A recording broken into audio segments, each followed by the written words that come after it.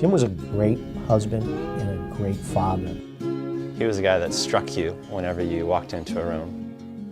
Very humble, very caring and patient. He was just that good guy that everyone could count on.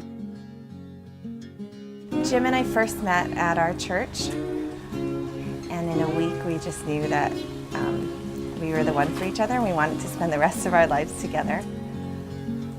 He was a boat captain and he did parasailing. He worked with tourists, and then he became a firefighter. The thing about Jim is that he was a young man, 28 years old, and at this point in his life he was already thinking about doing individual planning. And he was saying, I'm going to be getting married soon, and I was thinking I might need to get a life insurance policy for my wife. I said, well, that's a good idea. So what we did is we started with a basic policy, which is generally a small policy, just to get someone started. And then we had Mia, and then we had Levi.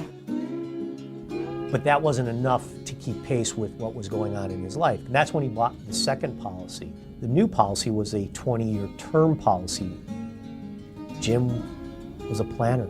He was thinking further than just next year, next week. We had left and went to go visit his family in Virginia. About a week after we came home, he started having pain. And that was when we said, okay, we need to go see a doctor about this. When I picked him up, the doctor looked at me and said, we found a mass, colon cancer.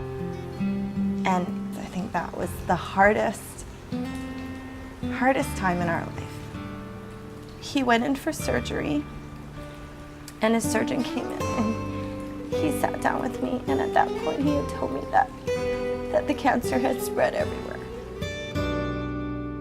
A couple weeks before he died, he told me all the right words, just to take care of our children, that our finances were all taken care of. I got a call from Jim, and he said, well, whatever it is that you're going to do with my life insurance policies, you might want to go ahead and start doing that. I've been told I don't have much longer. But just before we got off the phone, he says, Mike, I need for you to make sure you take care of Remle and the kids. It's really important. I want you to continue doing the plans that you and I have put in place.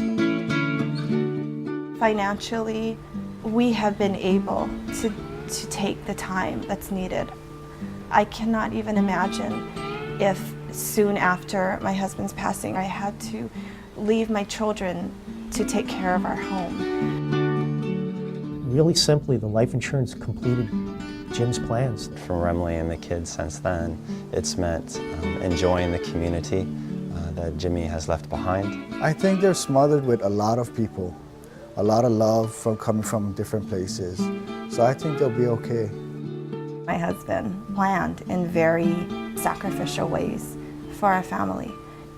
There's not a moment that I could not think of my husband and not cry, but yet there is a solid happiness that is there, knowing that everything is in the right place in our life.